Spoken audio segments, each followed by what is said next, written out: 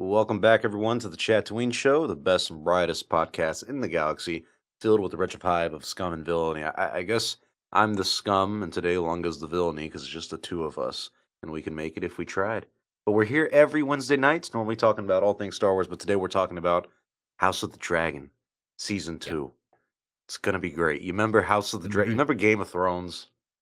Oh, I love to remember. I remember Daenerys Targaryen. I mean, in this last episode, they reminded us of Game of Thrones. they gave us some banger memorberries in this last Banger. episode with my boy Damon. Yeah, we gotta have some bang. I don't know if this was like a banger season.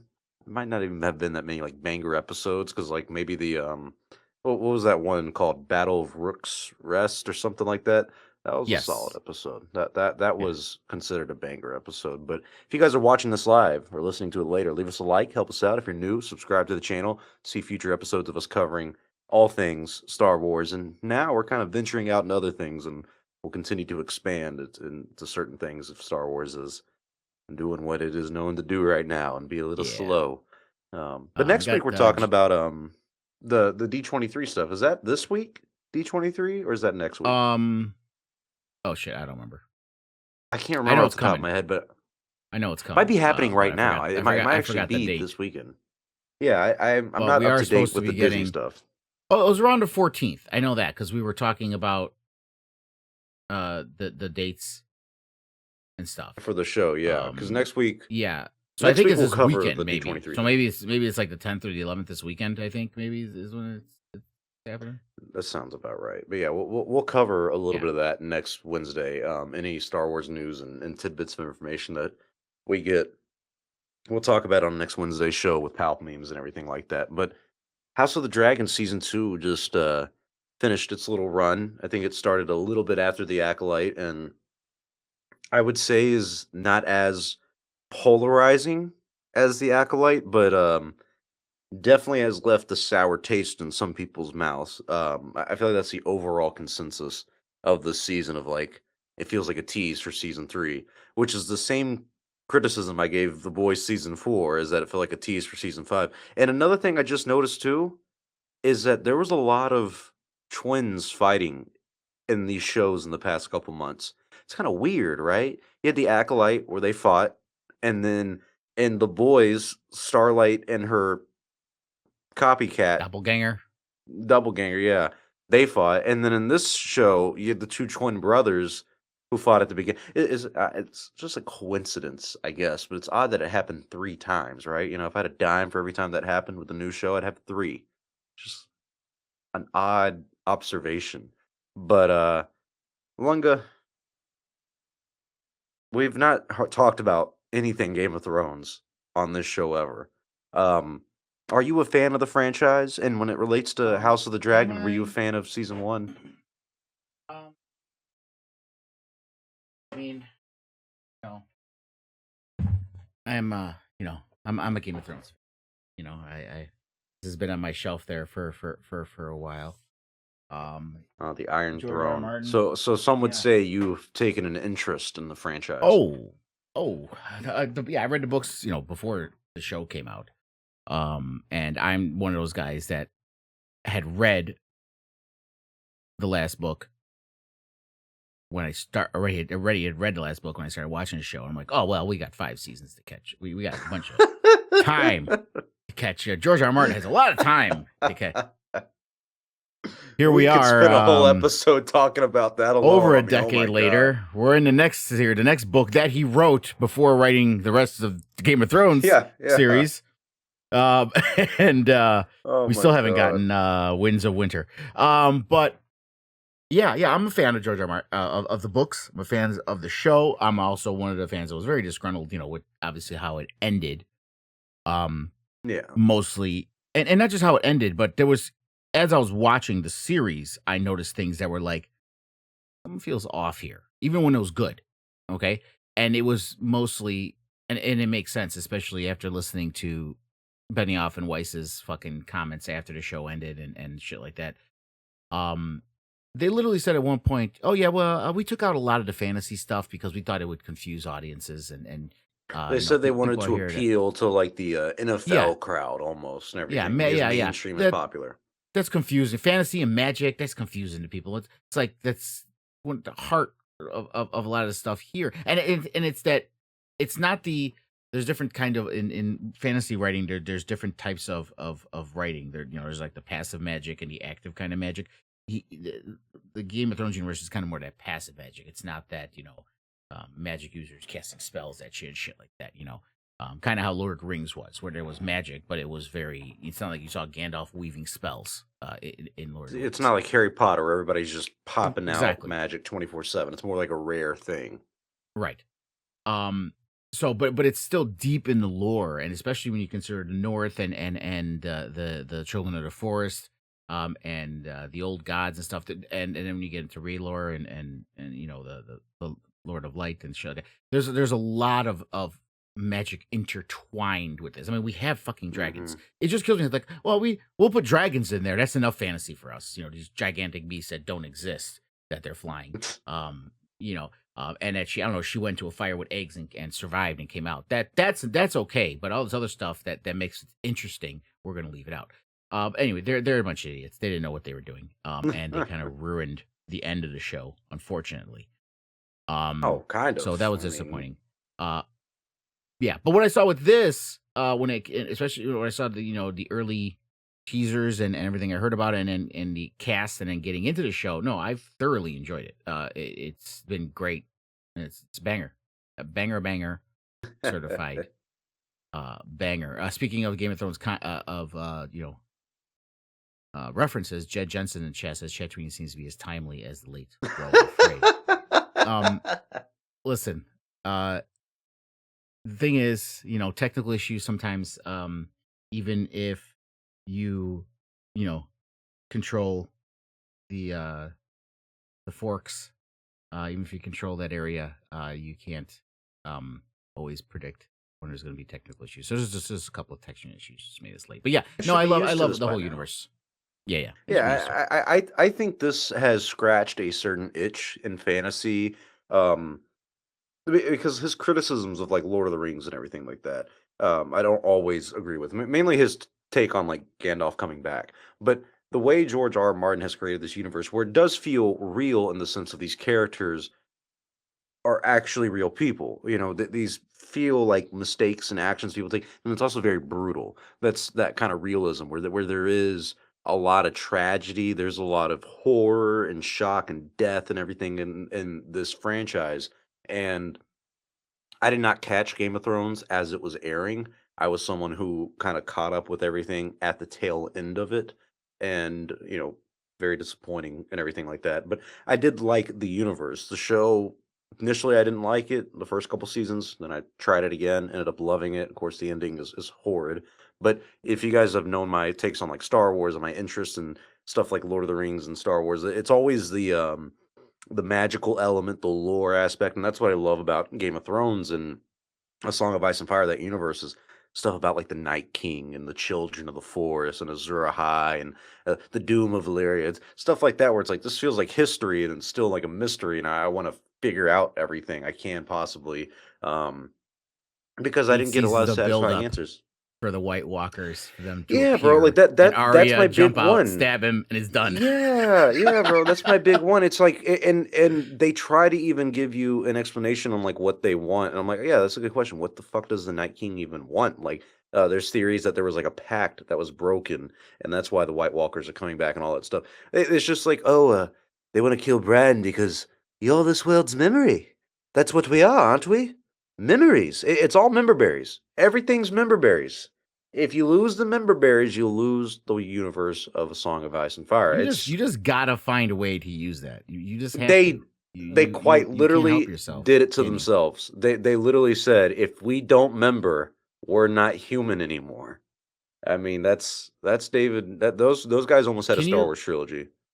can you imagine if we watched the Star Wars, the original trilogy, and we watch all these movies, we're building up, and we get to Return of the Jedi, and Luke's being brought to before the Emperor, and we finally get to the Emperor, and the Emperor walks out, and then Princess Leia jumps out of nowhere, stabs him in the chest, and the movie ends. No, no, I don't even know if it would be Princess Leia. It'd probably be like Wedge or something like that. Yeah, yeah. It's like Wedge, what the fuck are you doing here, brother? Like, yo, that is the equivalent. But House of Dragon, I feel like has been well, we're only 2 seasons in, but the Mhm. approach of it, I feel like, has been very well. Because, like, mainly when you look at like Game of Thrones, you look at episode 1 of Game of Thrones, and you look at episode 2, they're vastly different. Oh my god, like it Yeah, changes quick. Um, House of the Dragon has had a consistent quality that I like to it, and I want to touch on season 1 just slightly because there's such a stark contrast between what's happening in that season and what's happening in Stark, this season. Stark, Stark. Ah, I remember. Ah. God damn it. That wasn't even an intentional pun, but that's actually a good one. But yeah, no, season 1, I think you see more of the family dynamics in that, and that being split apart, and now you're seeing the consequences of that. And so when I think about season 1, I kind of miss it, comparing it to this season because there were a lot more powerful moments. I feel like one of the ones that immediately come to mind is Viserys walking to the throne, with like Oh, one he was arm and great. one leg. Like He that was that fucking scene alone, great. how that guy did not win an Oscar or whatever they call it, Emmy, Emmy, beyond Emmy. me. Beyond me. I mean, he Mhm, mhm. really did a lot for that character. I mean, that season, I don't want to say is carried by him, but he made it his own.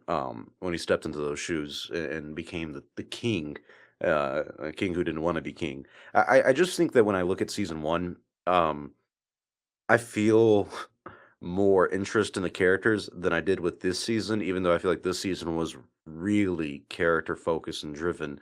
Um, the season wasn't bad. I feel like a lot of people are kind of chalking this up to be like extremely disappointing or something like that, or like it ruined the momentum of the series. Like I the whole feel like, season was a trailer for season 3. That's what yeah, people yeah, were I pointing do out. feel like the steam has, not really dissipated, but I do feel like this took some steam away for the hype for this series, just because there is some negative reactions to this, and when I say some, it's there's a good chunk of people who are just like, "Bleh," with this. They're not entirely satisfied. But were you satisfied with this season 2, Longa? Like, at the end of this, are you Yeah. kind of, like, happy? Yeah, yeah, yeah, I'm fine with it. I mean, could they have done more? Sure. But here's the thing, because they confirmed that season 4 is gonna be the final season, so it's gonna have 4 Mhm. seasons. So are they being, you know, a studio and trying to milk as much out of it as they can? Of course. Of course. So they're gonna stretch it out as much as they can because they probably could have wrapped this up in 3 seasons if they wanted to. If they didn't do what they did here with season 2. And there's a lot of things, and this is the confusion because the first of all, let's be fair. There's millions and millions and millions of fans of Game of Thrones and now this show who have never read the books, obviously. Like Um, myself. right, and that's not a bad thing. That's not necessarily a bad thing. You can enjoy this. You don't have to read the books to understand it. But the one thing they have to understand, even if they don't read the books, is this series specifically. It's not like Game of Thrones, which was a story where we're following from the character's perspective, right? Yeah, isn't Um, this more of uh, like a historical kind of History writing book. that he Yes, did? Fire and Blood Mm. is basically a history book written by 2 or 3 maesters 100 years after the events, retelling the events of the Dance of Dragons. So they're like maesters, writing the history books. Mhm. And just like history is in our real world, you have um um what's the term about a narrator, oh my god, the term was I just lost the term, but you can't trust the narrator Yeah. because they're telling Unreliable it from narrator or something, is there that you what go, is it? thank you, that's it, unreliable narrator, that's the phrase, Mm. unreliable narrator, because the maesters who wrote it were pretty much on the side of the greens, so they gave it a more favorable light towards the greens rather than the blacks, and so they kind of painted Rhaenyra and Daemon and them on a more negative light, like history can tend to do. Um, what we're watching with the show, and they've said this when they made the show is actually giving us the character's point of view and telling us what actually happened in history. So it's not that it's departing from the books. It's saying that the books were unreliable narrators, and they're actually showing us what actually happened. The other problem with the season, and this is one of the biggest complaints people have had, and at the beginning, I was having this complaint because we watched Damon in Harrenhal for God knows how many episodes, right? And Is about it 5 seemed of them. it seemed like on loop, right? It was Yeah. just him having these dreams over and over and over again, and it was getting kind of old. Okay, now here's the thing: in the book, Damon just kind of disappears. You know, he goes to Harrenhal, and then you don't see him again until basically the God's Eye, which spoilers is where shit happens. Okay, which is what we're leading up to here. It's not even spoilers. I mean, they kind of say it in the show. You see his vision, and then you see Aemon's talking to his sister, and she tells him what's going to happen to him. That's where everything's going to culminate. Yeah. Is at the God's They're Eye building up to this big with moment. those two. Everything that culminates with Damon and Aemon. Mhm. Which is another funny thing I don't think people realize. Damon and Aemon is literally all they did was move the D from the beginning of the name to the end of the name. Yeah. But everything kind of culminates there. And he in the book he disappears. So they had to kind of let us know in the show because you can't sideline a character like Damon who was so popular from season 1. And Matt Smith made him so incredibly popular from season 1. You couldn't just sidelight him this whole season. People would be like, where the fuck is Damon? I want to see Damon. I'm watching a show for Damon. You know, it's like if you watched an entire season of Game of Thrones and there was no Daenerys or no Jon Snow. You know, you'd be like, Or an entire season of no Bran Stark. Could you imagine if they had done that? Oh my God. That one I would have been fine with, actually. Well, they did. I think it was like season 5. You don't see him at all, fucking bastards. Yeah. I mean, that's because again in the book too. He's like the books are really in the show really far ahead. Bran isn't anywhere near as far as it. Again, the end of the books end where Jon Snow died. That's where it literally ended. John's dead. Doesn't Bran like just find the three-eyed raven? Just find the cave, right? He just got into the cave and the shit. Yeah. So there's a lot of crazy shit going on there. But so they had to do something with Damon, and they did this whole kind of narrative with the ghosts of Harrenhal and him hearing all his visions, and Alice Rivers, who is in the book. You do get a little bit of Alice Rivers and stuff like that, or what's going on with her. So they had to kind of fill it with something to keep him involved in the story, right? So I can appreciate it now at the end of the series and what was going on. I wasn't too thrilled with this. Felt like a complete creative choice. Him having a dream of screwing his mother, which I understand it was supposed to be a big. It was supposed to be a big dude has mommy issues. That's what it was supposed to be, which he does, but we didn't need all that. It wasn't, that was a little much. That was. We could have got mommy issues without that. You know what I mean? So it doesn't help that it's 4 dream sequences too, and one of them is that every episode is a dream sequence. About the same thing, mind you, too. Yeah, but what it does build up is this season is a huge character development season. Now, with that being said, one thing that the show has done spectacular is they have made it a very character-driven show while completely weaving the story, the plot into all of the character development. So this is why when people complain about it, it's the people that say it's like the people who watch Star Wars and are mad because they don't see no lightsabers, right? I don't see no light sticks. This is boring. It's because they're like, oh, we're not seeing the fight. It's boring. We need now I'm going to sound a little highbrow. Appreciate the story, bro.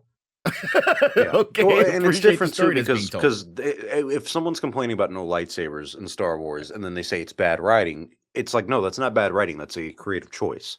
You may disagree with it, but it doesn't mean it's bad. I cannot say that season 2 is bad writing. I just disagree with certain aspects of what they went with. And I like what you're saying about the character developments because specifically like someone like Damon, we all know he's going to die.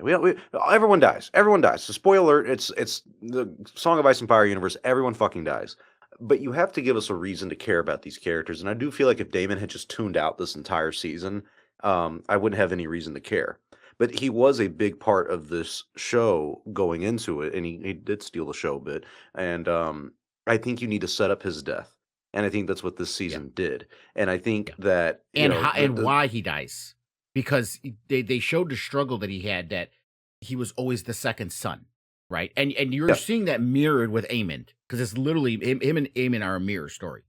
And he was always the second son, and while he was the strongest, the bravest, the most skilled, the most talented, he was not a people person, and everything he was doing with the River Lords in this part was so crucial to his character development because it showed how he always wanted to be king. I needed to be king. I'm the one that should be king because I'm best at this. But you don't know how to lead. You Well, don't know and how to people don't trust inspire him. people. The big Right? argument he had with Rhaenyra and stuff like that, that is what has made this season good, is that it does give you a lot of character development with him. Whereas time goes on, and this was the big lesson at the end of it with Harrenhal, which almost does make it feel satisfying at the end, where he's just accepting. He's like, "Yeah, this place makes me trip balls, and it's what it is." And the lady's like, "Yeah, I'm glad you've been tripping. Are you ready to get the truth?" And he's like, "Yeah, I'm just. Can we get this over with?" And he kind of figures out that, yeah, you are a big deal, but you're not that guy, brother. All right. What this is a setup for something that happens 100 and something years from now. I like that he kind of gets that revelation over time. And I have to say, as someone who has participated in the activity of magic shrooms, Harrenhal really resonated with me. That feeling of waking up and being like, "Where the fuck am I? I'm in the same spot. I have no idea what the hell is going on." And you know how every episode felt the same? That's how those feel, dude. That's how that feels, where you're just like in a constant loop and you can't get Yeah. out, and then you just kind of accept it. If you've done them, you know what I'm talking about. If you don't, it's watch Harrenhal. That's It's a trip. literally what And it is and like. and the complaint we had when we were talking before we went online about how uh, Weiss and Benioff kind of fucked Game of Thrones because they wanted to take the magic and fantasy out of it, most of it. Hmm. With this, they didn't because the thing with Harrenhal is because all the old gods, the weirwood trees, all that stuff, the Children Forest, that's supposed to be all north. That's in the north, right? That's from the neck. There you know, as a map of Westeros is where it pinches from the neck north. Harrenhal and the God's Eye is still in the south, right? Where it's still the Faith of the Seventh and stuff like that. However, Yeah. the God's Eye, and it's a little lore. We got drop for everybody. The God's Eye is this lake, and it has an island in the middle they call the Isle of Faces, and that's why it's called the God's Eye because it's like an eye. And it's the most like And sacred of the yeah, old gods. and Harrenhal's is right on the shore of the God's Eye. And there's a weirwood tree. There's the God's Wood, just like Winterfell House. There's the Godwood in Harrenhal, where that weirwood tree is when he goes out there. Interesting fact, by the way, if anyone knows, is the tree that's always out there in Harrenhal. If you look at the face, they actually carved a face designed off of George R. R. Martin's face. Mhm. the I tree did out not there. know that. Yeah. And so you have that tree. And the Isle of Faces is where they had this meeting thousands of years ago between the men of the North and the Children of Forest, where they made their peace agreement to stop chopping down the weirwood trees and stuff like that. So it's a very mystical place, and that's why he's having all these feelings. And then they introduced at the very last episode, a lot of people don't notice it. When he went up to the tree, you see this kind of guy with these antlers who's kind of sneaking around and it disappears. The Green Men, He right? Green Men, right? He's a Green Men, which was supposed to when they made this treaty with the Children of the Forest. There were these protectors that were meant to protect um the weirwood trees and uphold this agreement that between men and the Children of the Forest. So it's a very mystical thing, and when you play in all this visions he's been having and all this stuff that's been going on in the way to weirwood trees, and you think about Bran and the three-eyed raven and of the prescience and the future being told, it all kind of plays together. So I hate it because I hate it when people in Star Wars do it, but I have to be that guy. If you just didn't get it, you didn't get it. It is like there's a lot going on here, and you got to try to appreciate that character development because it's actually important character development. It's and Well, not and just it's character gonna have development, payoff when important he lore, right? And when when he it pay, when he it's going does to pay off. die. It's he's not dying because he wants to be a badass. When he does eventually No, die, it's because of his love for Rhaenyra. He is right? defending her. He's dying for her honor and everything like that. So this season gives you that reason to care about him, and even just seeing how different he is from episode 1 to episode 8. That's I think people have a big recency bias with these kind of shows because every time we talk about something like this, whether it's The Boys, whether it's The Acolyte, any show we do, normally I'm going to try to rewatch some of the episodes, mainly the first couple, because the ones that came out most recently are, of course, at the front of your mind. Watching the first 3 or 4 episodes of this season were actually very good. I really think this show had a really solid start to it. And what you see with the relationship with Damon and Rhaenyra is pretty self-explanatory, where she's like, "Look, it's not that." Viserys, my dad, your brother, didn't like you or anything like that. He can't trust you. I can't trust you. You just had a little kid killed on my behalf.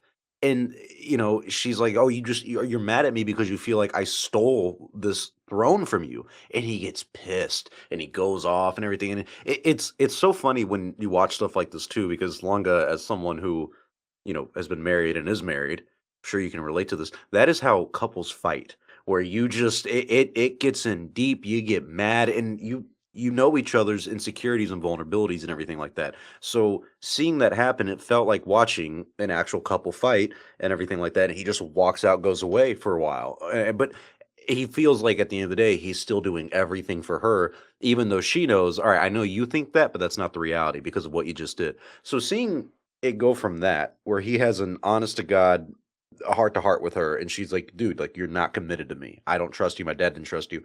You don't even know about the Song of Ice and Fire." So Yeah. now Damon has to spend the Which is what he entire season. learns at the end there. Exactly. So he learns that lesson about the Song of Ice and Fire, where he's like, "Oh my God, I didn't know, and now I see." And also, this story is And he not grew up. about me. He did. Because He grew up. he was getting delusions of grandeur. He's like, you know what? I should be king. You know what? You're right. They're right. And it's not because I don't. It's not that I don't love her. It's not that I want to depose her. We can do this together. But I'm the one that Yep. I'm the one that has the strength. I'm the one that has the power. It should be me, obviously. And then he realizes, no, it's not me. It's not about me, bro. Yeah, sure he would do fine as it, but that's what made season one so interesting, is that you see Viserys being as loving as possible to Damon and doing his best to make him happy and everything. I do miss Viserys a lot because season one And it he's tortured just him. such It a hurt him presence. every time he had to push Damon away. He Yeah, hated yeah, it. yeah. He's like, you have no allies in court but me. Like my favorite line that he said, is when Damon is like, the blood of the dragon runs deep, and then Viserys is like, then why do you cut me so deeply? Yeah. When he said that, I was like, oh, fuck, that hurt. Oh my God. Like I still feel it in my core. Yeah. I love it. I loved having him back in this season and him talking about, oh, the Patty crown is Constantine. heavy. That's his name. The Yeah, actor's name. Patty Considine, a phenomenal fucking actor. Oh my God. And even young Rhaenyra, she came back to show that like that was the version of her that like Damon became infatuated with. And then at the end, he kind of learns that the Rhaenyra he loves is the one of today and is queen and all that stuff. So his arc, I do think was very well, but as we've said, it did kind of drag on a little too long, because some of those Harrenhal episodes, especially at the end, like I said, it's like these shroom trips where you couldn't tell the difference between one and the other, and it just felt endless. Where every episode you're tuning in, you're just it's like, oh, I'm in the same episode. It's the same episode. It's the same episode. It's just constantly going. That's how those trips feel, and that's how he felt throughout the entire time. So that did get old after a little bit. Again, when you think about it when you've watched all the episodes and you try to look back, you realize that each thing they did with him in each of these episodes did build character development. It did build up to that final, scene that happened in the last episode where he sees it all. Yeah. It did build his character. Could they? And we've discussed this with the Acolyte and stuff. Could they have maybe done that in a little less scenes? Perhaps they could have cut a few of the scenes Yeah. out. Maybe not made them as long. You know what I mean? Because there was a lot of him waking up in bed sweating. We saw that so many times. It was waking up in bed sweating. The Well, dripping that's of where I the say it, water where constantly. it felt relatable. It wasn't even the Yeah. bed. It's when he would You be didn't in even the know middle of a what day it dream. was anymore. Yeah, You yeah. didn't know When he what would it just was. show up at like a meeting or something like that, Yeah. that's when it started clicking with me. I was like, oh, I know what they're doing because I've done this shit. Where you're in that little trip, and then you're like, oh my God, I'm in the middle of a shift at work. How the fuck did I get here? Like you just don't know. And so seeing that with him was interesting, but as it went on, it just was like, all right, I get the message. Every time they would show him something different about what he's trying to get through in each episode. Um, but I did like that at the end he finally got all the Riverland people together, and he Yeah. just Well, bend that's the knee because to of Rhaenyra and oh my everything. God. You want to talk about a great scene? Oscar fucking Tully. This kid stole that scene. Yeah, He literally schooled Damon on how to politic. He's like, listen, do you want the armies or not? this is how it's got to Yeah, go yeah, down. in front of everybody too, Yep. in front of everybody, and Damon just kind of like almost accepted what it was, where he was like, "Oh my god, I guess I got to kill this guy," yeah, and just Yeah. walks up and he's just like, "All right, it's what it is, brother. It's what it is." One of my favorite scenes of the season though was when was it the Brackens and what was it, the Tullys is the other one? What's the other one? Bracken and the Bracken. blood waters. Jesus Christ. Brackens I and I can't think remember. blood waters. Blackwoods. Blackwoods, all right. The Yeah. Brackens and the Blackwoods. That scene where like the two guys are like bickering, and then it just Yep. cuts and everybody's dead. Yeah. It's like a mountain of people too. That speaks volume. That I didn't need to see a And big grand that guy battle. was the little kid from the first season who killed the dude when they were Yeah, yeah, trying yeah, to yeah, get yeah, rid yeah, of his yeah. hand. Uh-huh. That he was They the were little kid. fighting grown men at a young age and winning too, mind you. I mean, Yeah. that boy was a badass. Well, then That he ended scenes up like getting that were Damon had to take him you out, but know, yeah, still. it's what it is. It's what it is. You live and you didn't live anymore, but you learn eventually. But like people, like I said, people kind of forget the first couple episodes of this series. Let's start with episode 1. Remember that ending? You remember the ending with the rat catchers? That Yeah. was shocking. Oh my god! Even I, who like, I don't get surprised about a lot, but when like they're in the chamber, it's like, all right, are they gonna do it? What's gonna happen? And then you start hearing like the noise of like the cutting and everything like that. That's when I Yeah, was like, yeah. oh my god, this show is dark, bro. Oh my god, like that was intense. And then you deal with the fallout of that in episodes 2 and 3, and you see things just kind of snowballing into this big giant war. And that's I think that's the issue people have with this season is that they wanted nonstop war, and I can kind of understand that. For me, what I liked is that they did build up to some of these events and battles where you see But Aemond that's the and Sir thing. Kristen Cole plan out this battle and what they want to Yeah. do in the war. It wasn't that kind of war though. It wasn't this, the Pacific campaign in World War II where battles. It wasn't like that. Okay. A lot of the war was fought politically. It was fought with, and what they showed you with Masseria and a lot of other things going on here, that it was fought with the hearts and minds of the small folk. That what side, who do they want? Who do they trust? Because they're all Targaryens, and Yeah. that's who their leaders are. And there was a lot of that fought there, and you see so much of it from the perspective of Masseria being, almost kind of a de facto hand of the queen to Yeah, yeah, yeah. Rhaenyra, even though she's not officially giving her advice from this view to small folk. You see Hugh Hammer, becoming a dragon seed and all this other stuff, and you see, what he's seeing as through the eyes of the small folk. And also you see with the Hulls, Adam Hull and Alan Hull, with the Hmm. Valerians, and you Awful see names. how much this stuff, you see how much it affects the people, and they've echoed this so much in this season. How much what this little Game of Thrones, this dance of dragons between these powerful, rich people affects small folk. That Well, they're and that that is the genius of this season too, is that Yeah, they went out of their way to show you, like God, one of the most powerful scenes. Again, I think it's episode 2, where they hang all the rat catchers, and you just see all these people start crying and being upset, and then fucking Sir Otto yep, Hightower. goes Awful man. off. I hope he dies a painful fucking death. I hate everybody in the show, mind you. You name a character, I probably hate them. I have Well, a you're lot supposed to. of That's Game of Thrones because everybody's morally I gray. know.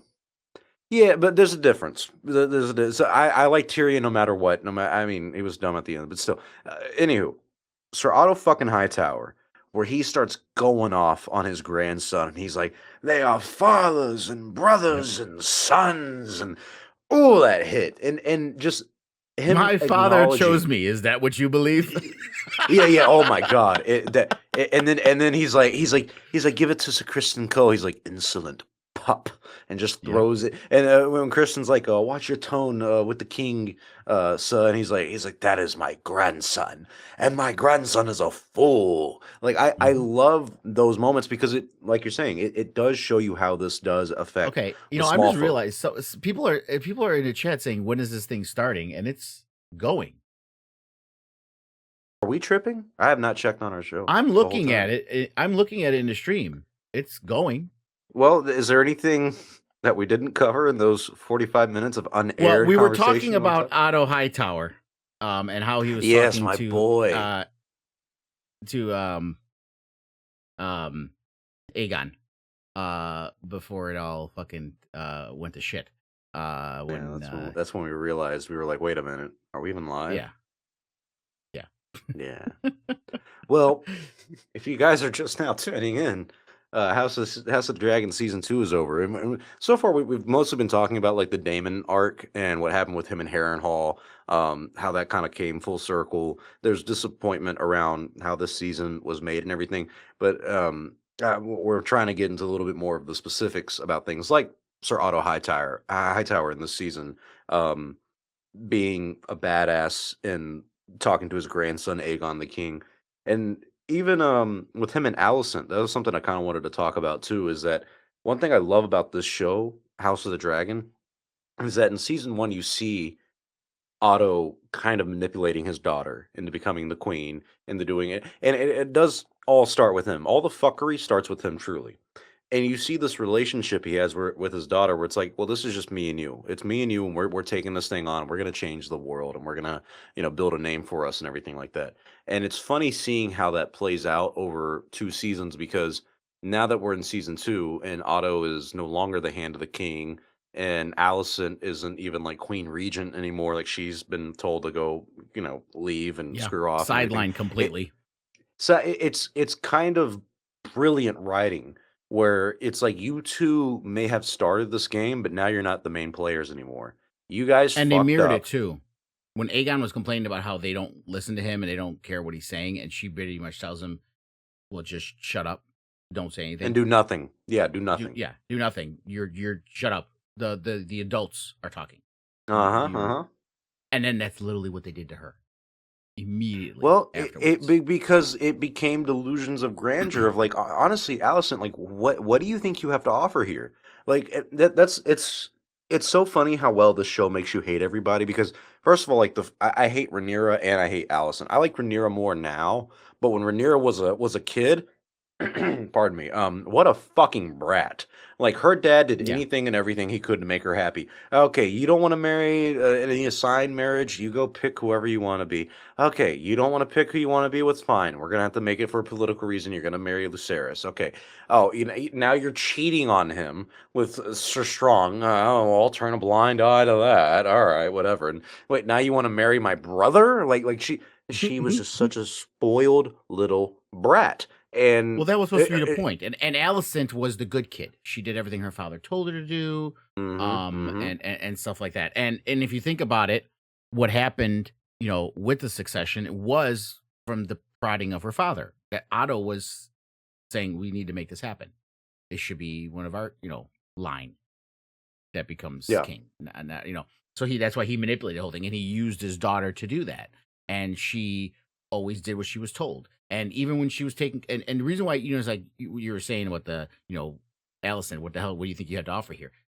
As she said, and it is truthful, she was literally running things while Viserys was sick. Yeah. So Yeah, the she whole she time. she was, you know what I mean? So she felt she did have a lot to offer because she did do a lot. But it was like, again, she didn't realize that she wasn't the queen on the chessboard. She was one of the pawns, and she Mhm. was the one that was moved around. And it played I out like seeing her perfectly. regret everything too. I like seeing her riddle me this. The scene where her and Rhaenyra are in the prayer area and everything.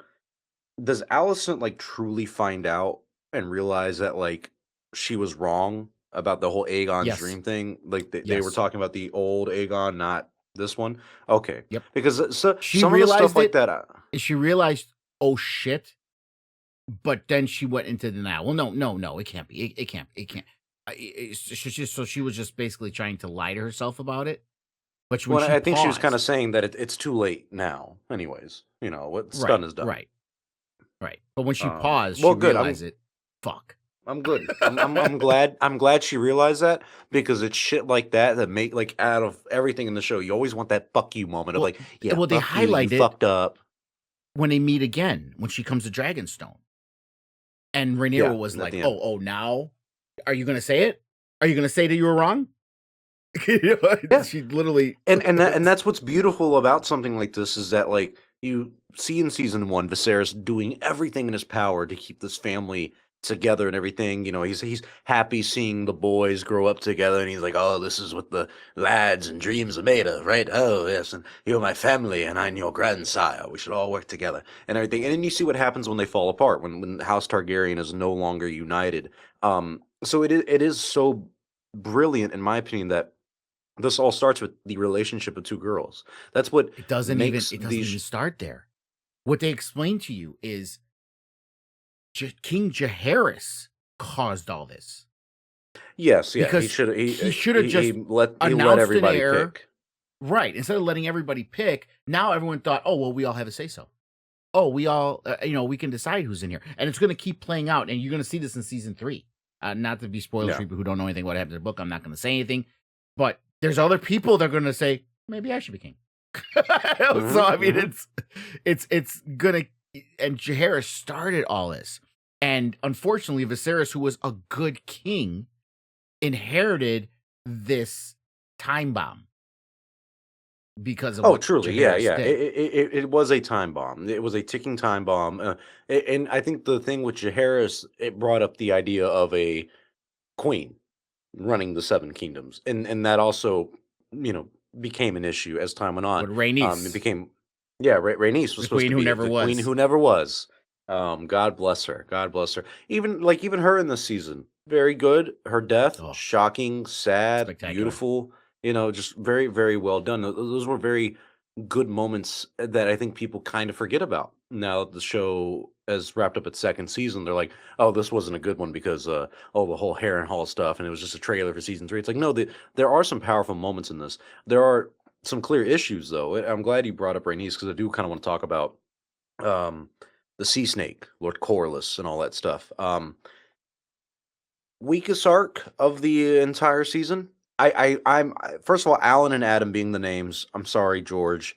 You got to be a little bit more creative than that. I thought that was He does it awful. with Just all of them. Alan and Adam. He just changes the name. Alice, her name is Alice, but it's spelled Yeah, I know. Alys. Yeah, That's I she know. does it with I know. all of them.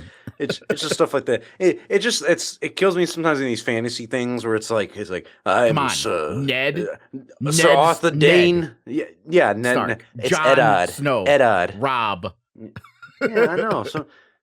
Some of them are a little corny, but they roll off the tongue. Jon Snow, Rob Snow is a little simple. And then it's like, what's your name? Brian.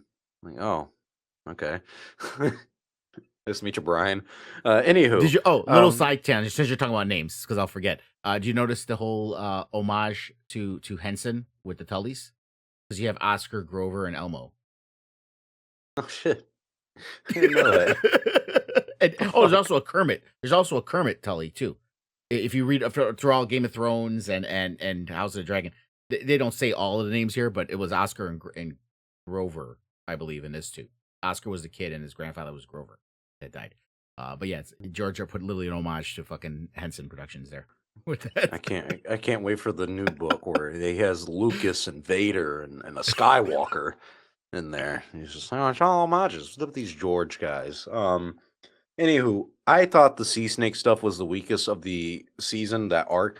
Not because of him having like these two bastard sons and everything. I did like that. It's that was in the same fucking set every time.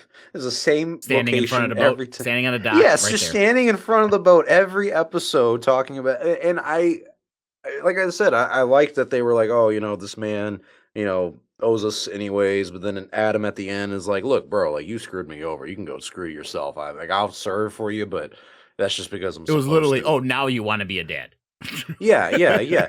And throughout the whole time, I kind of questioned throughout the season of like, does he know? Does he know? And everything. And then, of course, at the end, you find out he clearly knows. He knows everything. Right. And he And that's also why he not felt only this he resentment.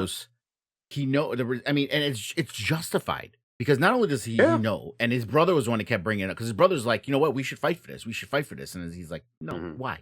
And the reason, the whole shaving of his head, right, to hide because his hair is so Yeah, yeah, yeah. what he shaves it to hide it. Um, but it's justified because Corliss does not. seem to care about him or want to do anything with him until he He loses loses all of his everybody. heirs, loses his wife. Oh, now I'm important to you. Once everybody who was more important than me is gone, now you give a shit. And it's like Yeah. it's justified. He's right. He's the silver-headed stepchild instead of red-headed this Yep. time. Yeah, like that arc was yet again drawn out too long. Like the Heron Hall thing, we already covered that in the unaired 45 minutes that will be aired later. But we talk about the whole Heron Hall thing and how, like, at the end of the day, like, it did feel satisfying. But yeah, maybe it went on an episode or two too long. This But the one reason definitely why is was a because 2 or 3 Adam episode is thing. going to be important. And again, they're doing 4 seasons. That's what they said they ended. We talked about this earlier. I don't know if there's going to get into this because there's so much that happens with some of these characters after the war ends. And Adam And is one of those. that's the stuff that I think is not ever gonna really be touched. I think they're gonna I think they're just gonna show the ending of this Dance with Dragons is I don't once think so. everyone's Season dead and 3, everything I like think I that. think season 3 is going to be the end of the war. The end of the war is going to be pretty much. I think we'll see again, spoiler guys, but if you don't realize that Rhaenyra is going to die, sorry.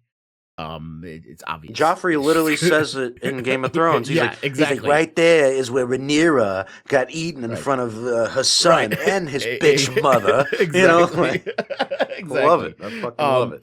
So yeah, it's spoiler, but if you watch Game of Thrones, he said it. And they've played that so much on social media too. But she's gonna die. So I think her death is gonna be the end of season 3, and I could see season that. 4 is gonna go and with the aftermath.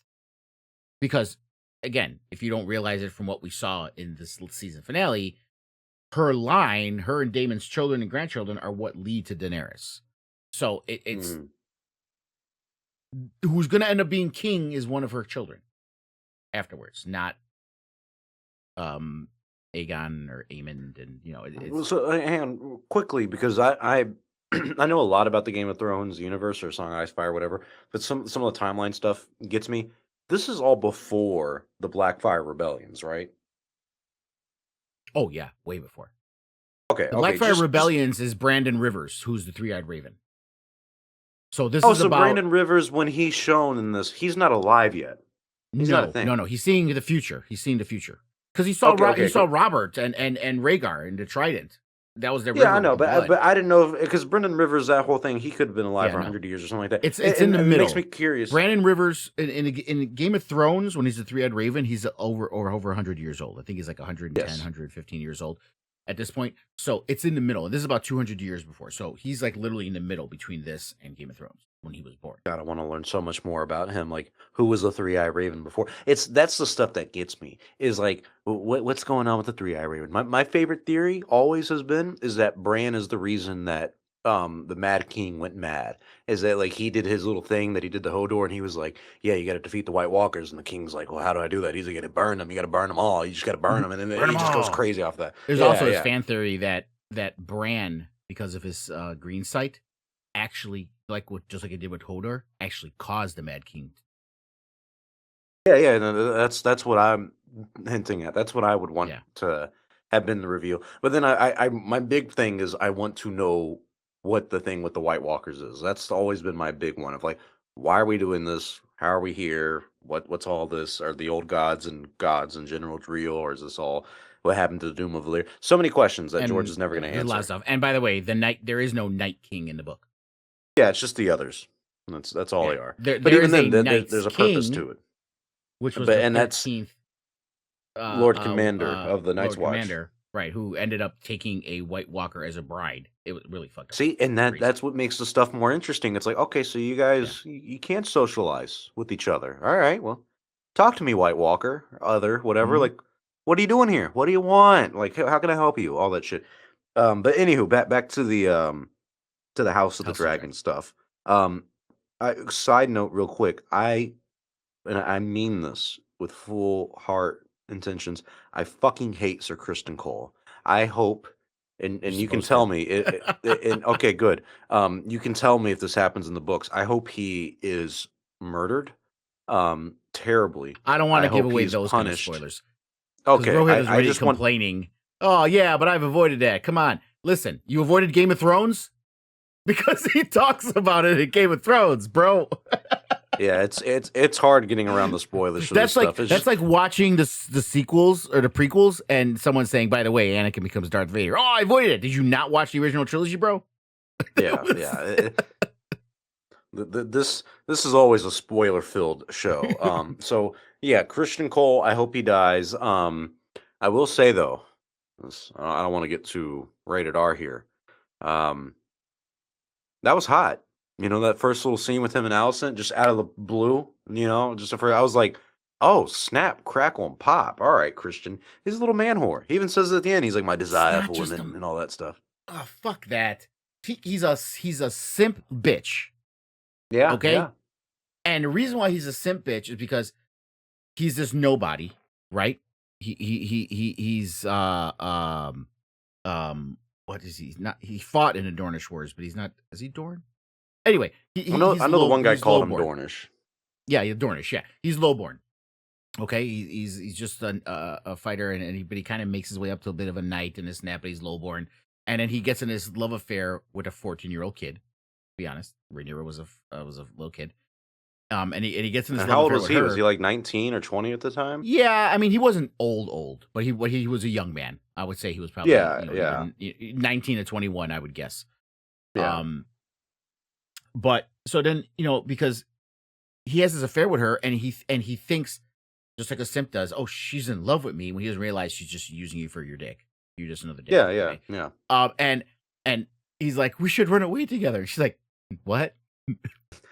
Who the fuck are you again? Like, I'm the princess. I'm not gonna listen. I don't want to marry these other people they're giving me, but it sure as hell ain't gonna be you. yeah, yeah, yeah. Okay, She you know, could do better for sure. right? And then he has a fucking shit fit, right? And so what does he decide to do? Oh, I'm gonna fuck her best friend who becomes queen, and I'm gonna fuck her in their bed in her old bedroom. Yeah, yeah, yeah, yeah. Okay. But see, yet again, that's the brilliance of the show and the characters is that that's how people are. Like the fact that that's his identifying trait from the get go, and even Allison and Rhaenyra, this whole thing is just really about them being petty with each other, down to sleeping with the same guy. You know, Allison Yep. does stuff with Cole because she knows that he did something with Rhaenyra. That's And even women are that, she like doesn't. that. Allison doesn't even really. I mean, she likes him better than Rhaenyra did. Okay, but even Allison is using him. She's not really in love with him. She just felt lonely. That's all Well, it and he's hot. was. That's all it is. She's like, "Oh, Yeah, he's a good-looking guy. Like, yeah, come here. Like, I'm the queen. You do what I want." Like, yeah. it works out, but You're the it's Giga not. Chad. You're the Giga Chad. You're a simp. And literally a simp. You're like licking my feet. And Yeah, well, actually, the licking feet is Laris. He's the one who loves the Laris. whole feet. That He's the one who that that loves the was my feet. that was Yeah, the funniest part of that, where she's yeah. like, I just want just to see your slowly feet. putting the feet out. Yeah, Just let me see your feet. I don't need to see what's under the dress. I don't need to yeah. just just give me the feet, lady. She starts taking off a bra. He's like, "Oh, Your Grace, please, no more. Can only take And so the worst much." part about it is she felt more embarrassed about that than what she was doing with fucking Cole. I'm like, really? He's Well, yeah, just because at your Cole's feet. a good-looking guy. I mean, yeah, she gets some pleasure back out of that, I'm sure. With the Fucking feet thing, Allison, she's man, just like, was made for OnlyFans. She was oh, made for truly, yeah, OnlyFans. and she's a good-looking lady too. Like honestly, Yeah. like the one that the actress now, the one who plays her, even when she's not playing Allison, I'm like, dang, you know, she's very cute, like objectively a very pretty lady. Um, Oh, and then we had because now we're into the rated R aspect of the show. We had Rhaenyra and what the fuck is that lady's name? The Master of Whispers for Rhaenyra. They kiss. Missaria. Yeah, Yeah. Mysaria, Mother Anastasia. And I Okay. think they literally again, this is one of those situations like I talk about when we talked about Acolyte. Like if the story's good, I don't care about that. It doesn't matter to me. They added that because the actress who plays Rhaenyra Rhaenyra. binary, non-binary. Hmm. So and she is a lesbian, I believe. So she's non-binary and a lesbian. So I think they really added that because they wanted to add that kind of element, right? You know, if we want to call it the wokeness, whatever factor, they wanted that, Yeah. you know, to add as part of the story. And the actress probably was into it. She's like, "Oh, this is great. You know, I'd love to be able to do this." You know, blah blah blah. My And not time to not from the point, shine. not from the point of I want to kiss this bitch. That's not what I mean. I'm just saying diversity. You know, it's great that She's taking what I pride in being able to put this into the show. right. So it really played no importance, and it's not really part of the story of the books either.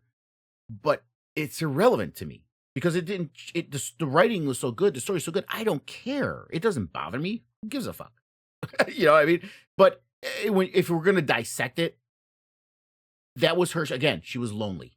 She's just a female version of Cole, and I think she sees someone who actually has her interests in heart, even though she you know was someone she thought she couldn't trust.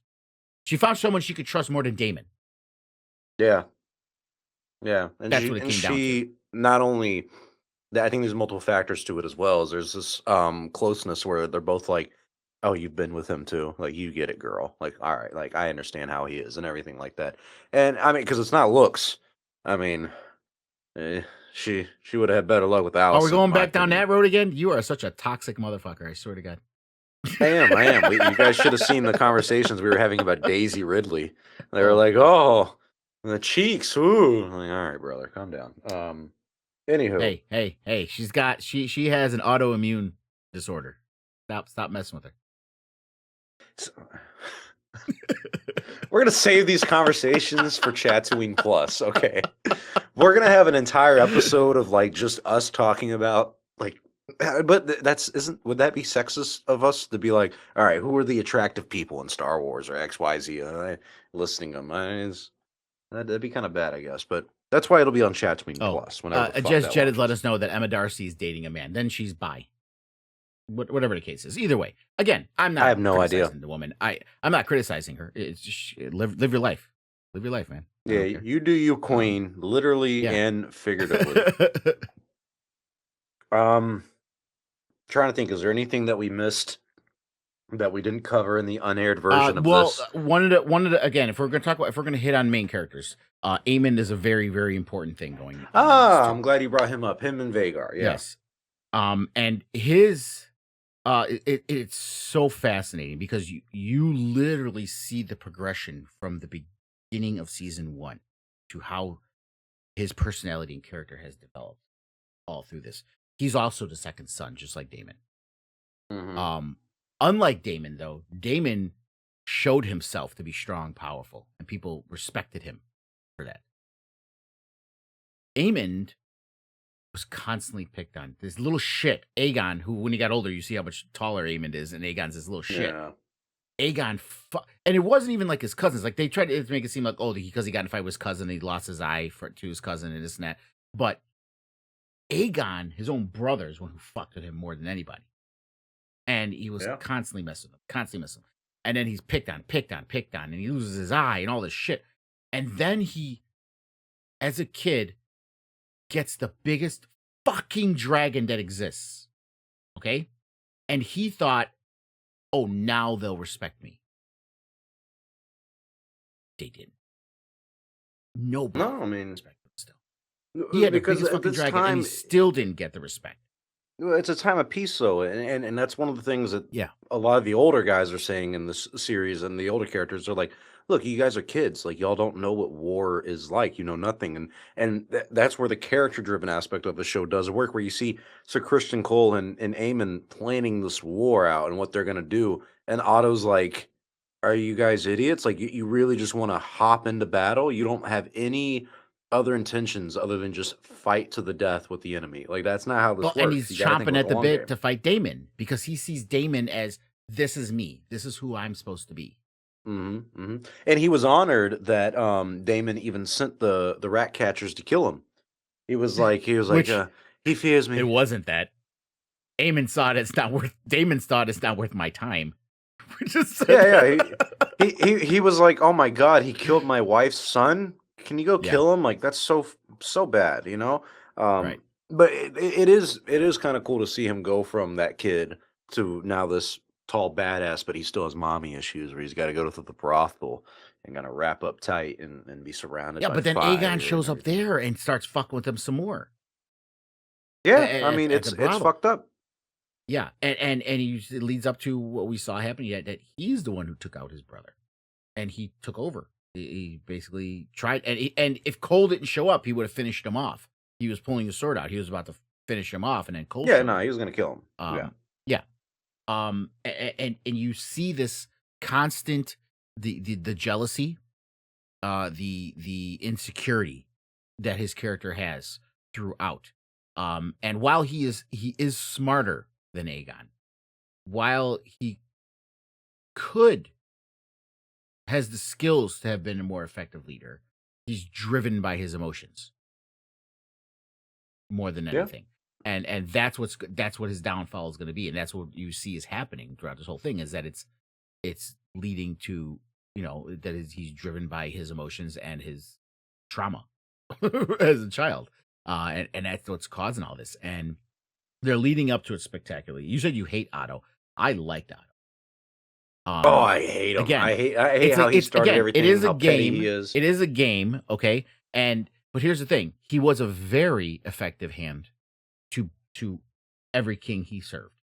Yeah, he Okay, served 3 of them. he was very effective to Jaehaerys. He was effective to Viserys, and he was effective to Aegon if Aegon would have fucking listened to him. Okay, Yeah. and everything would have gone off smoothly if Aegon would have listened to him. Now the whole Rhaenyra thing splitting off still happened because of what he did, and that's because they rushed it, right? Because his daughter's like, oh, he said Aegon. Oh, that's enough. That's all we need. Let's go. Let's roll with it.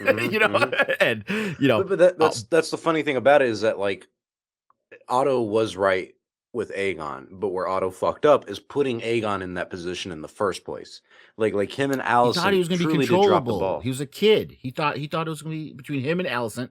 He's like, oh, he'll do what we tell him to do. Yeah, But he because yet again he thought this game was just him and Alicent, and Yeah. Viserys was taken off the table, and they're just going against Rhaenyra. It's like, no, you're putting these other people who are kids, but they're growing up. You're putting these other people into these stories and into this circumstance and situation that now they're like, no, like, hey, yeah, I don't care what came before. It's, you see, what generation.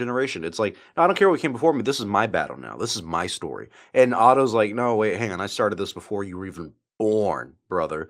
Yeah. So it's funny to see this come full circle where now he's getting kicked out, and I am curious.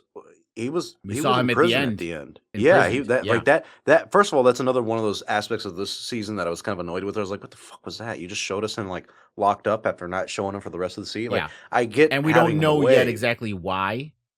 I think my theory is it's the Beesbury people, whatever the hell they're called. That's what the prevailing one is, because he had Yeah. Beesbury killed Yeah. when he was on High Council. That's the prevailing one. There was another interesting one that it was Larys, because he was trying to become Hand of the King, and he wanted to keep him away. And the reason why we know this is because Aemon was talking about bringing him back as Hand of the King. And when that happened, that's when Larys decided to telling Aegon, okay, we need to dip.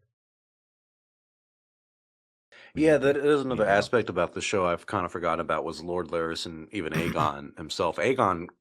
The actor did a phenomenal job this season. I mean, Yeah. he did tremendous. They did really good casting for the show. That's what Jed is saying, by the way. Standout performances. Favorite was Tom Glencarney as Aegon the Magnanimous. Yeah, yeah. When he's saying, even when he's saying like, "My son is my legacy," my son is like, he's using him in the present tense as well, and not acknowledging that he's passed on and everything. And before I even forget too, I want to talk about this of Allison's an awful fucking mother, because I love that scene where Aegon is crying because he's lost his son, and she just watches him and just walks away, like that stuff like that. Like that's where like. I'd kill if they have any kind of moments like this in Star Wars ever. They if they highlight, have the balls. and that's the thing. When we were talking about the accolade, I'm like, guys, and this is what people bitching about this season. It's like, can you not appreciate the masterful writing that they've been doing with this character development? It's like if you just did a tenth of that with fucking Osha and May, it would have been so much better. Yeah, Okay, yeah. just a Because tenth there's of a that. difference. Like when me not liking Otto, me not liking Cole or Allison and everything. It's The good fact that writing. I feel so thank you. That is it's good writing. The fact that I'm passionate about my disdain for these characters is good writing. So seeing Aegon just sob and then his mom, his fucking mother, bro, look at him and just not even know what to say and walk away. And That they is more highlight that. emotional than anything that happened in the Acolyte, than anything that happened in Ahsoka or Book of Boba Fett. Like that is a powerful moment Yep. that you could only get after a full season of seeing And it these was no characters words. grow. It was no Not a words. single word of dialogue, just him crying. And her It's watching. And crazy. that's what I said multiple times at OSHA. It's like all you have to do is have her just see something and just emote it. And that's all you need. You don't even Yeah. need these long expedition dumps, The these the long reason the reason the twin sons is iconic for Tatooine is just Luke looking out at them and thinking. He doesn't say a single word. He just sits there and looks because we all feel that. Whatever you're thinking, he's thinking doesn't matter. You feeling that is what matters. And this that was a show whole does give you longing some moments. to fire something different. Yeah, yeah, Longing yeah. for Fulfill your destiny and go on this yeah. amazing adventure with an old man. And run, But Luke, run. the thing with Alicent and Aegon when you said they highlight that when she's talking to her brother and she's asking about her other son who's been in Old Town. Dacaris, I believe is his name. Darion, I think is his name. I have no idea what the Darian, fuck this is about. Darian, yeah, yeah. Well, it's another son who's been he was sent to Old Town to I forgot the word, but like just how they sent Theon to Oh yeah, Winterfell to and Winterfell.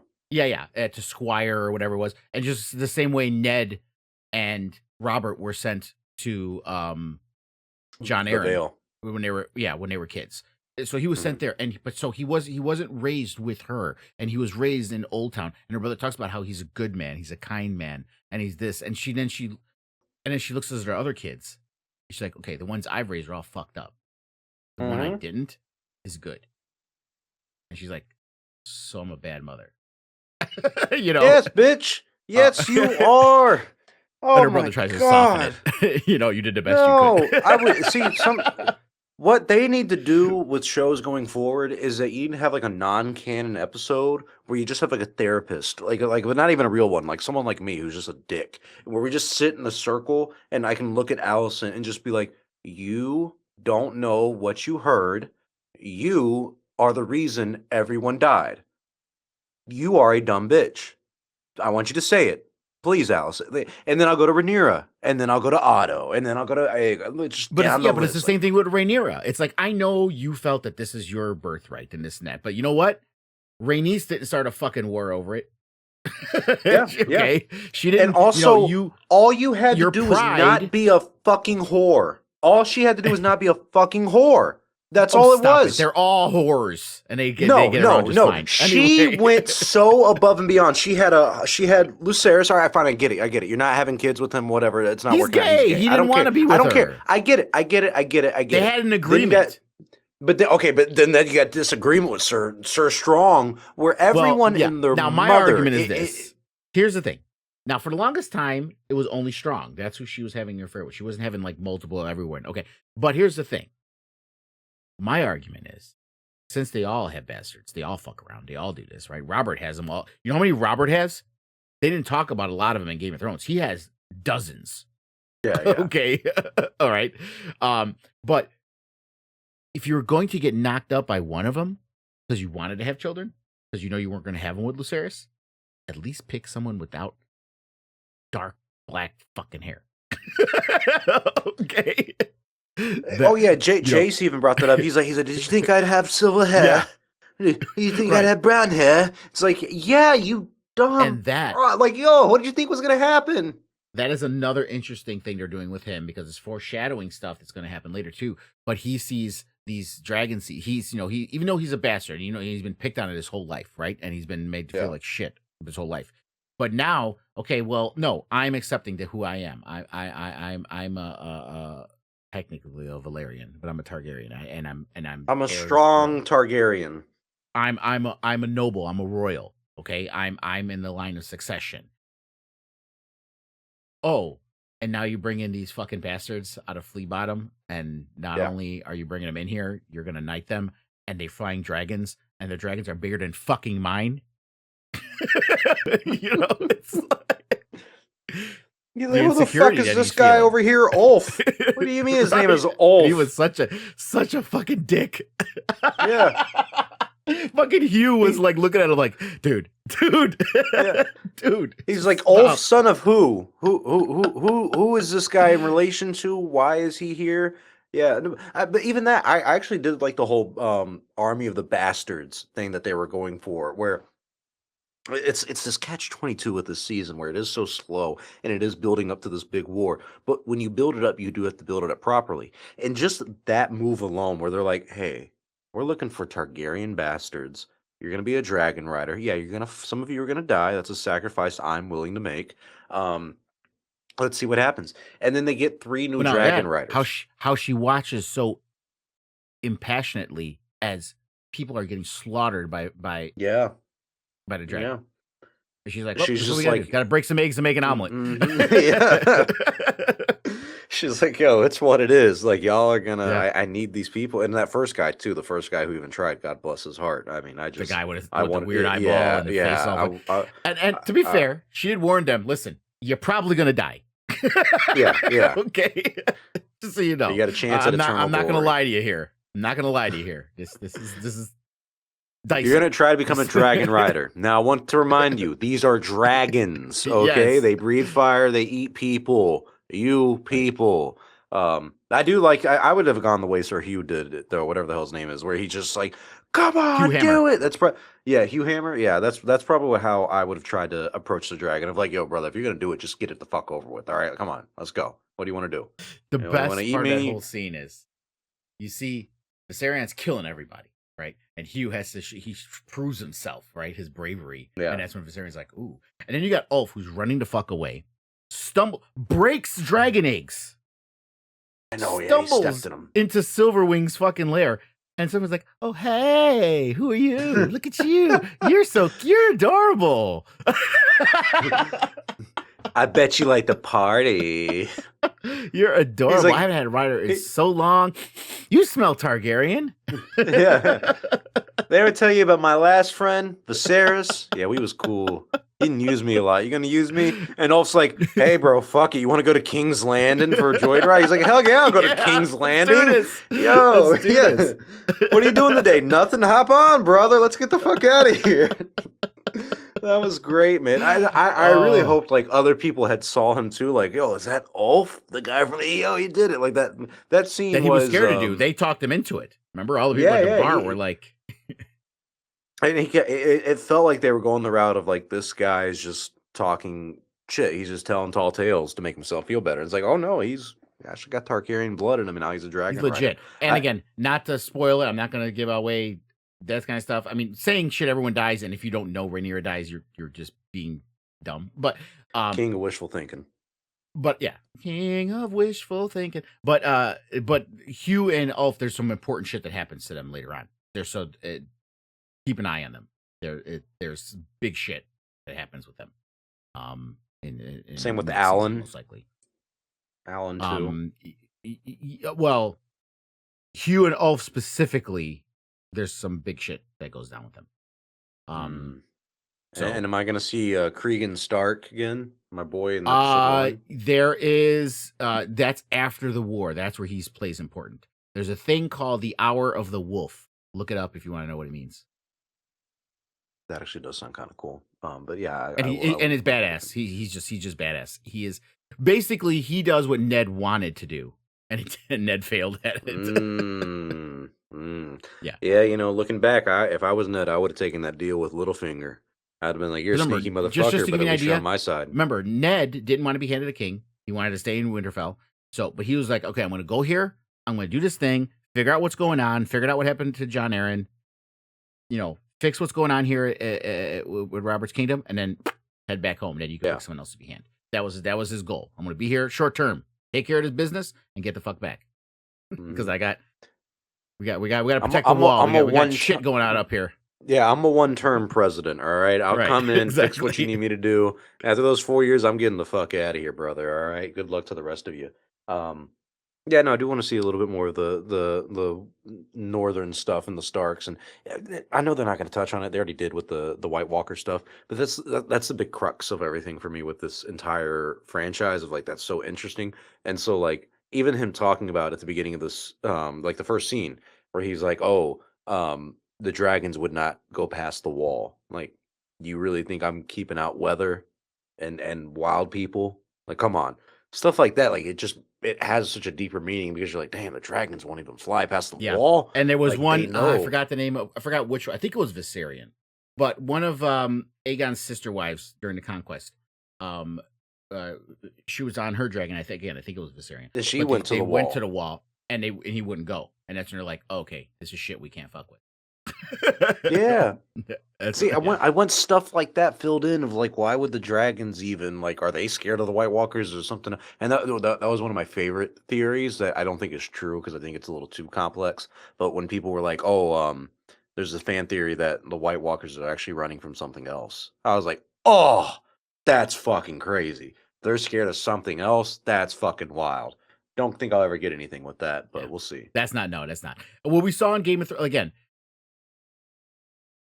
George did give them the gist of what is going to be happening in the books because he did. George said Yeah, that, yeah, so they know.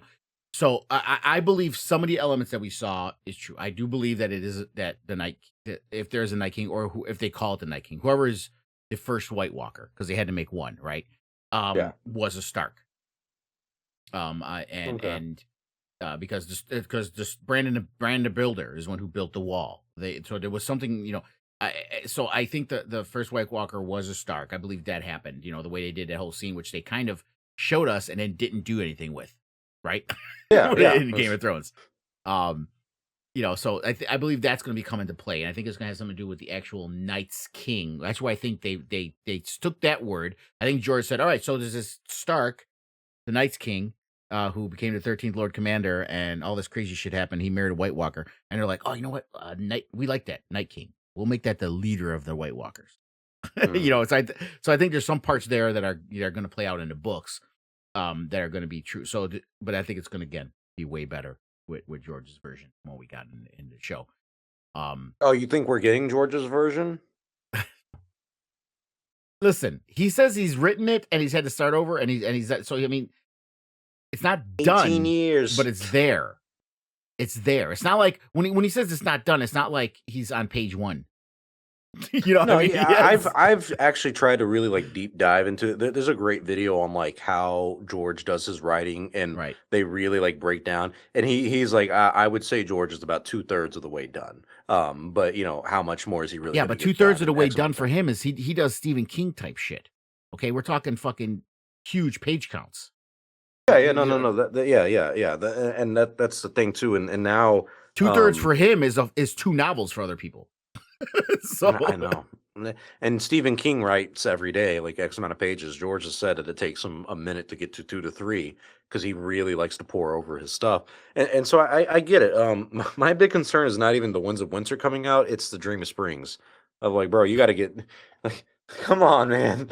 There's certain things in life, and one guy, and someone he's with quite more old. life He's getting experience. up there. Yeah, that's the thing. Is like I'm sure you've had this in life where there's certain stories or like questions and stuff you're just never gonna get the answer to. Like you'll I never wonder know. if he has a contingency plan. I wonder if he has something set aside with his estate to say, okay, well, if I do die, release this stuff.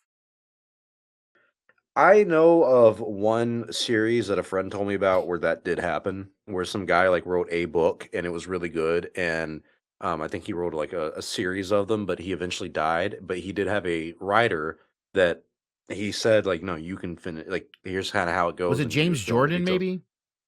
Possibly, I believe The so. Wheel I of can't remember Time the series. or some of that? Yeah. Yes, yes, yes. I Wheel think of that's Time. what it was. Yeah. Yeah, I think if I recall correctly, that's what it is. So I would like to see maybe something like that happen. But of course, I don't want George to die or anything like that. But it's just, it is a reality of life. Of like, brother, you are getting older. It's been a minute, and not only do I want Winds of Winter, I need Dream of Springs. And honestly, like if I have to do it, I'll do it. We're gonna have a sit down talk, and you're gonna have to actually explain to me how some of this shit works. No, you're not. You're not gonna not tell me about the Doom of Valyria. How? I know you Yeah. want it to be a mystery. I don't fucking care. How? How'd that happen? What's going on here? Like, if I can go back with Tolkien, what do you mean you don't know what happened to the Entwives?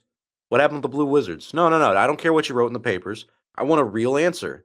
I want to. That's gives me satisfaction. Then we can move on. You But the know? difference but the difference between Tolkien and him is Tolkien's like, I'm just gonna tell this story. You know what I mean? And Yeah, I yeah. I wrote all this lore because I'm a nerd. I just like I Hmm. you know, just that.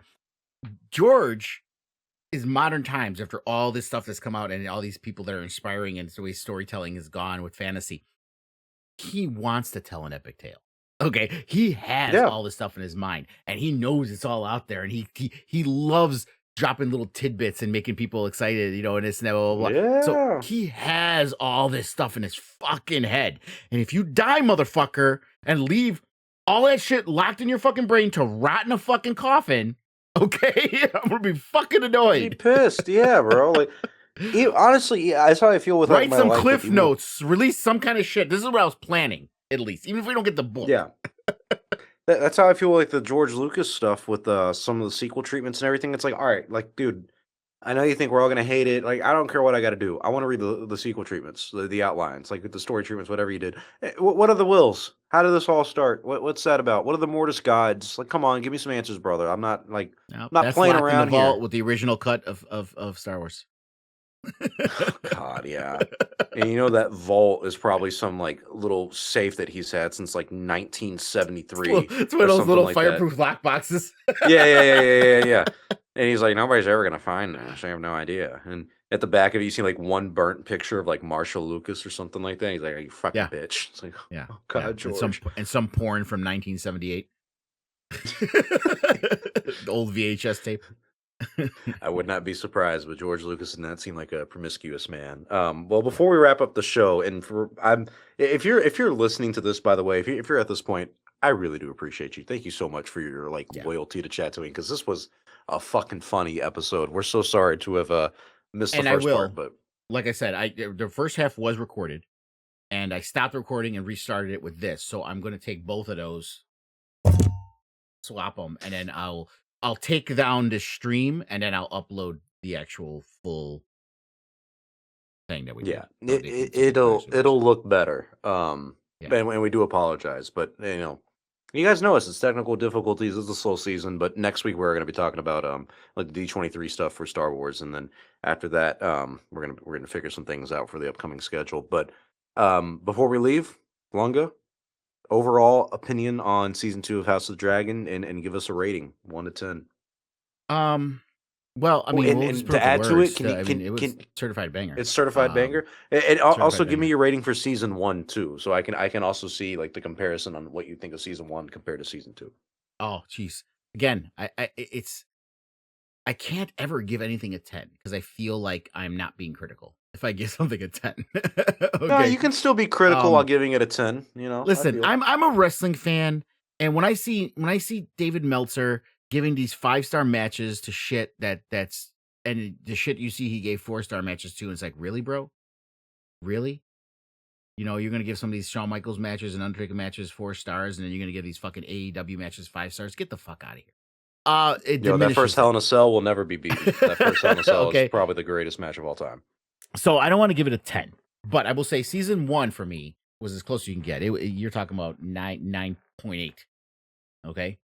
For season 1. This season, it's still up there, dude. It's a 9. And what made it lose those .8 points or whatever you could say is the blue balls, right? Again, it's not an. I'm not the one of those people who's upset that it's like, oh, they didn't do nothing this season. Oh, this is just a big glorified trailer for season 3. No, because they did give us a lot of character development. Okay. But it's like you could have at least started a little bit of the battles other than Rook's Rest. You know, you could have gave Hmm. us a little bit more towards it. Maybe not get rid of it because we needed that shit with Damon, but just a little bit less of that. And and more leading into maybe some other characters. Maybe seeing what was going on with Otto a little bit or whatever. Um, but it was still a 9 to me. It was still good. I can listen, even if it doesn't give me everything I want, I can appreciate good writing, and it was good writing. And I've said this so many times with Star Wars, and people just don't get it sometimes. It's like, listen, I don't need them to give me everything I want. I need them at least to give me what they're giving me well written. That's all I'm asking for. And then we can dissect it didn't give me this and didn't give me that. So that was the difference between 8.5 and a 9. Okay. Sure. But give me some fucking good writing. And you know what? They're knocking it out of the park with this shit. I'm sorry. They are. This is a masterclass of writing with these fucking House of the Dragon season 1 and 2. It is. And the people who are out there, I've seen so many people on TikTok and social media saying, I'm sorry, but these writers, they don't know what the fuck they're doing. Shut the fuck up. You don't know what the fuck you're doing. You know why? Because you're another fucking talking head like me on the internet who thinks they fucking know shit. At least I've written some shit. Mm-hmm. Okay? Mm-hmm. I may be not an award-winning writer. I may have only sold 200 copies of my fucking book total, okay? But I've written something. And I've written 2 issues of the comic book. And I write campaigns and storylines for my D&D stuff. So I do have some kind of fucking stake in the fucking game, if you will. And some kind of experience in it, at least. This was a masterclass at writing. Whole season. Sorry, it was. And this is with knowing the failure of the original of Game of Thrones. That it was so great up for the first 5 seasons, and then they just completely shat the bed at the end. I don't have the skin in the game you do, but I did write my documentaries, and they do have a couple million views. You know, nowhere near as complex as anything else you motherfuckers are writing. But I'm a critic. I know I'm an armchair critic, but I'm self-aware about it at least. For season 1, kind of like you, I don't want to give it a 10 just out of my own pride of being like, oh, if I say 10, I probably come off as disingenuous. But it wasn't so perfect that it was a 10. But it was pretty fucking perfect for what a show like it might not be better than like every season of Game of Thrones, but it's better than most seasons of Game of Thrones. So for season 1, I'm at like a 9.5 as well. Like that's just very fucking great. The second season, I do think I have to drop it down to maybe 7's too low, and I do feel like 8's too high, so I will say 7.5. If I'm gonna do a 9.5, I feel like I can do a 7.5. And 7.5, it might seem bad, but it's not. Like I do like a lot, but I think this season, the issue that this one's gonna have going forward is you need seasons 3 and 4 to really make it look better and give it good payoff. This season in isolation, we've had this conversation about The Acolyte, where you look at an episode and then you look at the episode and how it fits into the series, because certain shows like that have to work like that. That's the same thing with this series. So you have to have this season, so season 3 and 4 are actually really fucking great. But on its own, this season was a little slow, had some dull moments, but because the writing is so good and the acting and the casting and the sets and all that stuff is phenomenal, it any issues you have are just small little, oh, I wish they had done that instead. But all right, that's cool. Like, it's a small little quick, you move on. Yeah. It's what it is. And I can't It's what complain it is. about, the actors, top to bottom, every single role, from big roles to small roles. They're fucking I great. it does truly blow my mind, and I hate to bring this back to Star Wars like And that also usual, makes you but I lead am to the Star Wars only. directing. Is it direct? I mean, the actors have to have a skill too, obviously. I'm not saying, Yeah, clearly, it's but not, the directing was but also top fucking notch. Like how do you pull this off consistently the way they have, and even having a slow season like this where it's like, well, this is still better than the fucking Acolyte. Like it's the stuff like this where I go like, okay, who is working at HBO on these shows, and how do I get them over to Star Wars and Lucasfilm? And say, no, I'm sorry, this person's casting, this person's directing, these guys are writing over here. and don't give Like, me the woke shit, because you have fucking Emma D'Arcy, who's fucking non-binary, okay, yeah, no, boldly out there, okay, and you had the whole lesbian scene with her and Miss Area, so, but that didn't fucking do anything. So it's not. So don't give me and that people woke aren't shit upset fucking about that. Yeah, excuse. the woke excuse only works when it's actually kind of bad. Where like in the Acolyte, you can look at it and go, yeah, no, this is pretty woke for today's Right. standards. Like But this you is they're point to adding that stuff in as there. the reason. And Yes, it's not necessarily the reason. It's bad writing that's the reason. exactly. Okay? And Example. therefore the woke stuff is even highlighted more, and people try to use that as like, oh, this Yeah. is why it's bad. It's like, no, it's bad because it's bad. Like they added that part with Rhaenyra and Mysaria, and you saw them kind of getting close, right? But it was just natural. It was a natural buildup, natural progression, right? Mhm.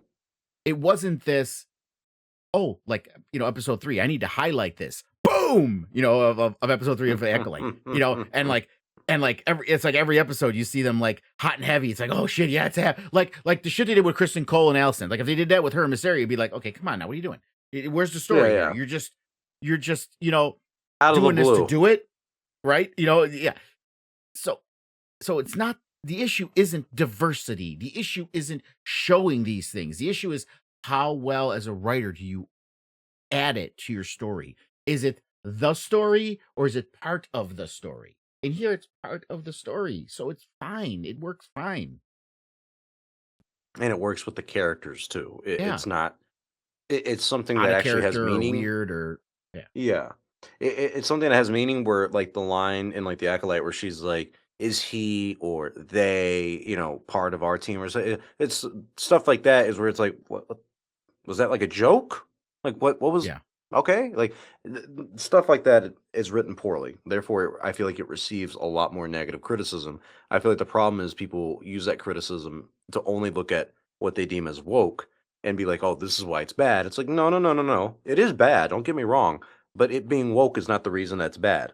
It being woke is like a given with some shows. It's like, okay, fine, you guys are all woke people, whatever. Who gives a fuck? Give me a good story. That's what they did with Game of Thrones. That's what they did with fucking House of the Dragon. Even The Boys, great fucking series. You didn't get that with The Acolyte, Yeah. but House of the Dragon, yeah, we are hyped for season 3. See you guys in about 2 years when that fucking happens.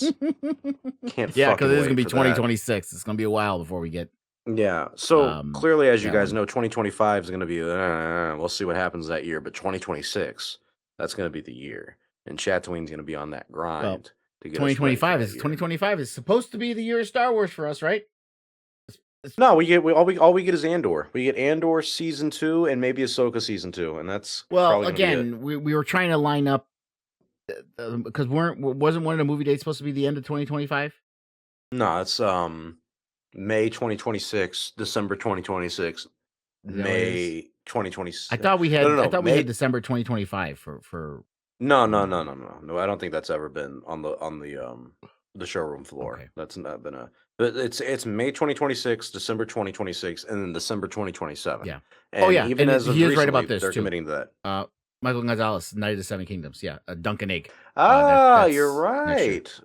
Yeah, we're getting Okay, Duncan okay, Egg. They very already cool. gave us the teaser for Duncan Egg. That already came I out. saw, actually, yeah, too. yeah. That looks kind of cool. So, all right, I guess next year me and Lungo will at least be here talking about Night of the Seven Kingdoms. That'd be kind of cool. So yeah. Well, yet again, I'm very sorry about the technical issues with this episode. It's been a while since we've had like That's a all me. odd That's all on me, episode. guys. No, it's my fault too because honestly, I should No, have it's had it not. pulled up on my thing You because literally I would have just noticed. sit there while I push the buttons. It is not you. Normally I do more for the show, but lately it's just been but yeah, we will be back next week. We're going to talk about the D23 stuff, any Star Wars news that we have, and then I'm thinking the week after that, me, Lunga, and Palpamemes could do a ranking of all the live action Star Wars shows because we have a good amount of them now. Leading, then we got Skeleton Crew leading up, but after that, might just be me and Lunga for a minute Yeah. talking about Rings of Oh, Power, but we're gonna see. And quick thing, I'm going to try to see if I can manage this. Because I did talk about go out in the streets, sit on the street, Oh, yeah. talking to people. Someone on Twitter, someone named Stoned Star Wars. I don't have the sharing set up, so I can't share this right now. Put up a tweet that said 85% of the people who have seen the Acolyte love it. 80% of the people who say it's bad haven't seen it, and it's the whole Renew the Acolyte hashtag. I want to try to go out there and find people who have watched the Acolyte and ask them, have you seen it? And did you? Do you like it? Yeah, That's it. That's it. No leading questions. No, none of that. I want to get a true gauge.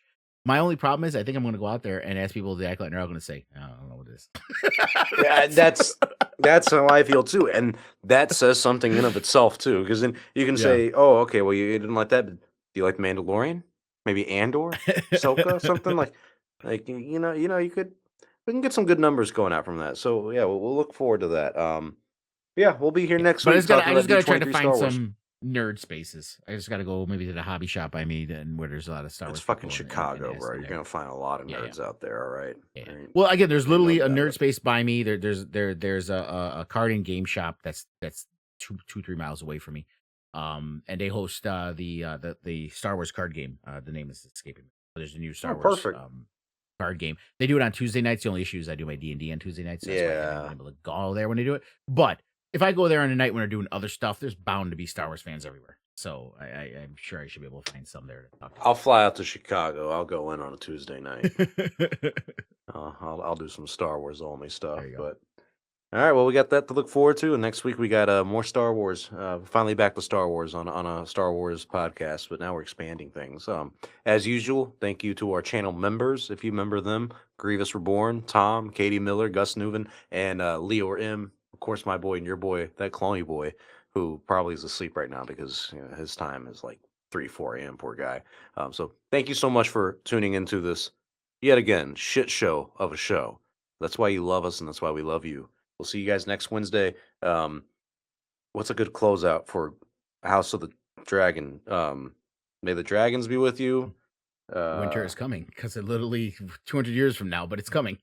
Okay, yeah. Thanks for tuning in, and winter is coming, I guess.